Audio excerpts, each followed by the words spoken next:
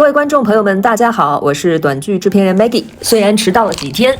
但3月第3周的中国热门短剧点评终于来了。本期我将为大家带来10部短剧的精彩点评，其中有一部是我特别推荐的重头戏。话不多说，让我们马上开启本周的短剧之旅吧。那我们看的是3月第3周的短剧，我总体看下来呢，没有特别出彩的，也没有特别想吐槽的。我们根据数据来看呢，前50名里，番茄一共上榜了13部，麦芽上榜了8部，河马上榜了6部，这是几个比较头部的平台。然后从版权方来看呢，这一周会有些比较新的东西。爱奇艺就是我们传统的中国的影视横屏的这种平台，它有一个版权剧上榜了，还有一部剧也是腾讯的一部剧，腾讯作为版权方的一部剧也上榜了，大概是在50名40多名的样子。从短剧定位来看，我们是前50名里有15部男频，女频有32部。我先来说我第一个比较推荐的一部剧，叫做《今夕是何年》，它是在番茄平台上线的，属于都市反穿越情感的这么一个小甜剧。我们的男主叫陈歌，女主呢叫方田。方田呢是1000年之前来自唐代的一个古代的大家闺秀，然后她意外穿越到了现代，跑到了男主陈歌的家里。男主呢，他其实是有2重身份，一重呢似乎是一个996的牛马，但其实他是一个工作能力还非常强的，在公司给这个老板，其实也是他的发小来帮忙的这么一个其实挺牛逼的人物。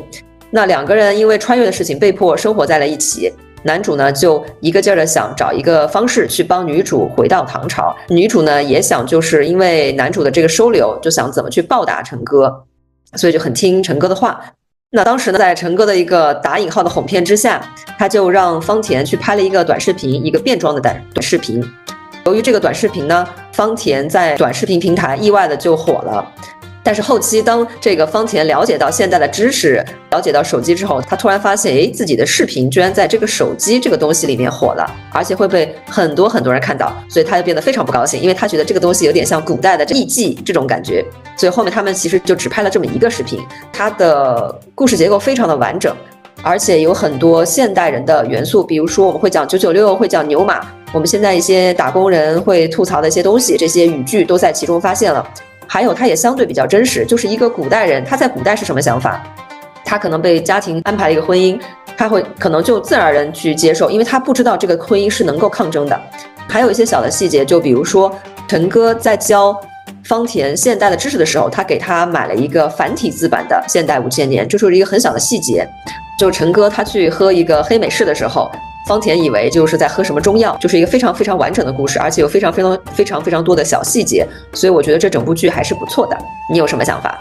有几点想要吐槽，但是都是属于无关大雅的那种，就是不会影响我对他整部剧的一个评价。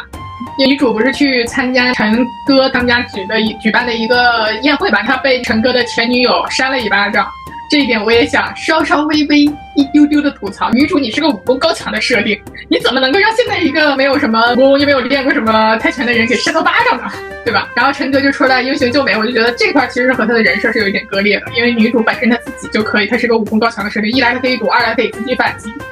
所以我觉得这一块就是差一点点意思吧。我感觉我自己看来我这属于鸡蛋里边挑骨头了。本周上榜50名里面的还有一部剧，这我这边点评是还行，也是本周新上榜的一部剧，叫做《偷听心声》，岳父全家追着我宠。这周上榜的短剧里边有3部都是这个题材，然后《偷听心声》岳父全家追着我宠，这个是属于排名最靠前的。下面还有一个6岁皇子被偷听心声，父皇你别退位，也是偷听心声的。还有一个32名是《偷听心声之来者可追》。还有一个是被全网读心后，我成全民团宠第51名。对，也是到现在我感觉好像还都在很流行这个设定。其实我们在写短剧的时候，有一个梗或者一些设定，它重复的利用，你不要觉得好像它不是创新或者怎么样，其实短剧就是融梗，再加上一点点的一些创新就可以了。我不太建议做一个完全创新的东西，因为这个完全创新的东西你之所以没有见过，有可能别人做了，但是他铺盖了，就是他没有冲出来，他就是赔钱了。所以呢，编剧在做短剧的时候，还是要适当的要用一些这些梗的。其实可能观众就是喜欢这些东西。这个叫什么？偷听心声，岳父全家追着我闯。我最开始给他标的也是还行，可以看的那一块的。但是后来为什么把它给改成地雷了？就是我去看了以后，发现这个男主太猥琐了，就是他整个表演就很猥琐，就比较难受吧。所以我就把他从那个还行变成了地雷。6岁皇子被偷听心声，父皇你别退位。这也是一个本周新上榜的一个剧。它就是古装版的偷听心声，只是说这个开挂的点是放在了一个小朋友的身上，就是他加入了萌宝的一个元素，算是一个小小的题材方面的融合和创新。应该我们之前在上榜剧里是没有看到萌宝题材的偷听心声，所以这算一个小小的创新。而同样的呢，本周又上榜了一部，正好也是两个题材相撞了。它呢是将这个偷听心声放在了一个小婴儿的身上。这部剧叫做《夕光入梦镇山河》，大概就是这么两个偷听心声的剧，题材上做了小小创新，但是相撞了。我其实挺想劝一劝大家的，就是没钱呀，尽量少碰古装，因为古装这个东西，就是一旦你没有钱去做那个服化道，你会看着这个制作特别 low， 很劝退人。但是有萌宝不好说，就如果你去做女频的这种啊，如果你放在古代，确实啊钱又不多的话，又拍古装的话，就看起来比较粗糙，或者你钱不多，你请的人也不好看，那就完蛋了，这个剧基本上就废了。但是呢，因为他把这个着重点放在萌宝身上，其实因为有很多这种女性观众就是天然喜欢小朋友，如果这个小朋友确实特别可爱的话，他天然就能看下去，即使就制作稍微差一点也没关系。好吧，可能我这种比较颜狗一点的，就是颜狗是对整个制作来讲啊，你穿着这个古装，你又不合身，头套也不到位，然后人再丑一点，我们就压根我就不会点开它来看了。推荐的剧叫做《引刀》，都看到50名开外了，终于又找到一部剧，它是一个武侠的剧，质感确实是不错的。因为如果等会儿咱们去看避雷的剧的话，很多质感都是很差的这种，这确实是花了钱的。这个母亲前妻呢，她是有个隐藏身份，她其实是一个女战神吧，可以这么理解。这个母亲是她的小女儿被侵犯了，然后她要为她的小女儿去向这些男人或者这些所谓的达官显贵和她的这个走狗们报仇。后期就是提到了这个抵抗东洋人入侵的事情。在这里要提醒海外的受众，这边东洋指的是日本。第一眼看到这个片子让我想到了龙门客栈，然后我为什么没有把它放到推荐里边，就是他这个设定，就是逼他母亲出山这一块，因为他小女儿被侵犯嘛。如果我没有记错，他应该是放了3、4集来刻画这件事情。我理解，就是对女性的侵犯的镜头过多，是吧？对。我同意。好，我现在可以把推荐再降一降，就是推荐到还行中间了。你有这种观感，我同意你这个观点。为什么长久以来都喜欢把女性的这种被侵犯的这种事情、被虐待的这种事情放到荧幕上面，还没有对叙事产生任何帮助的情况下，要去那么大篇幅的去塑造这件事情？其实就是观众和那个制作方属于嫖客与那个妓女的关系，大家都把它默认为一种观赏性的一个东西来观看。它可能是要激起一种厌恶的情绪，但是它的这部分处理就是过重了，让我们这种女性感觉到有些不适。对，为什么这个妈她一定是因为女儿受到侵犯这件事情而觉醒的？而且他妈是一个特别武力值特别高强的一个人，在那个环境下，他明明知道你没有一定的自保能力，很难保护好自己，他为什么不去教女儿足够多的一个防身技能呢？整个设定就是很牵强这一块。所以即使他都是在为底层人们在发声，或者是整个故事的利益很好，我都觉得他前期这一块让我给他减了很大的印象分。明白。对，他的人物设定还是有问题的。其实他这个是属于长久以来的一个弊端吧，就是说白了，就是编剧做明白了蛋炒饭以后，他不愿意去真正的去做扬州炒饭，他就会觉得这种事情能够激发你的母性，他就会这么简单直接粗暴的去做这件事情。有可能。但是这种事情，这种意识的觉醒，它也不是一天形成的，它也是慢慢的大家伙才意识到这个问题的，只不过是这个创作者还稍微落后一点。有可能。我下面讲唯一一部觉得比较不对，有2部比较有趣的剧吧。我这个觉得有趣的第一部剧是本周的第3名，叫做《无上魔尊》。我觉得它有趣的点是在于它有一种古早特别早的那种80年代的那种仙侠片的感觉，就是它里面各种浓墨重彩的这种服装，然后奇装异服，还有它的五毛特效，所以我就觉得很有古早的那种仙侠片的感觉。就是比较粗制滥造的仙侠片的感觉。所以我觉得它挺有趣的，大家可以当做一个去的不一样的片子，就是猎奇看一看这个片子，因为它里面真的有很多奇形怪状的人，就是化妆化的也奇形怪状，挺好玩的。那我有一个问题，既然它粗制滥造的像70、80年代的那种，我为什么不直接去看那个时候的片子呢？那时候人家没那么高清，这是一个高清版的，对吧？觉得挺好玩的。反正看里面很多奇奇怪怪的扮相。然后下一部我觉得有趣的剧叫做《别拿保安不当神仙》。这个特点是什么呢？他的眼睛是能透视，大家可以理解为这个 X 战警 X-Men 就是保安版的 X-Men，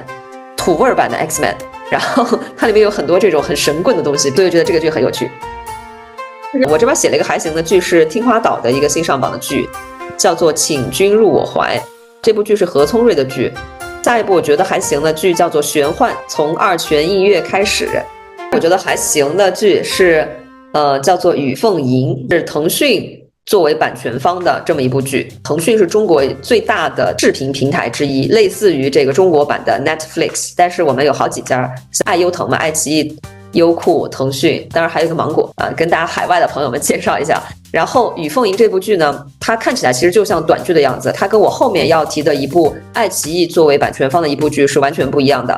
至少我看的时候没有觉得这部剧很出戏，很没有短剧的样子。那它的故事讲的是贵妃和皇后，其实在生前是两个人互相厮杀、互相敌对，但是呢，他们死了之后双双重生了。那么在重活一世之后，他们决定我们俩为什么一定要这个互相针对？不是你死就是我活，我们需要互帮互助啊，大概是这么一个故事，我觉得还可以。你没什么要补充的是吧？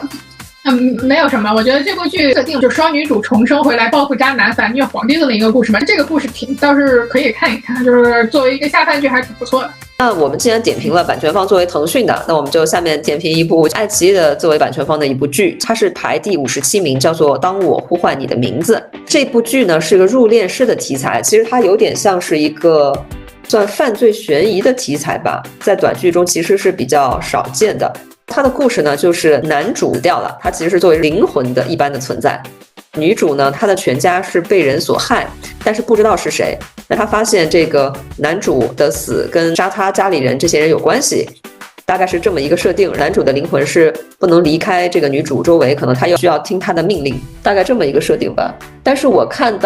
第一集才看了大概10几秒的时候，我就发现这部剧完全不是短剧的样子，它完全就是一个长的横屏的长影视剧，然后只是裁切了一下，让我的感觉就是一个长影视剧裁切成了9:16这么一个格式，它不是短剧的样子。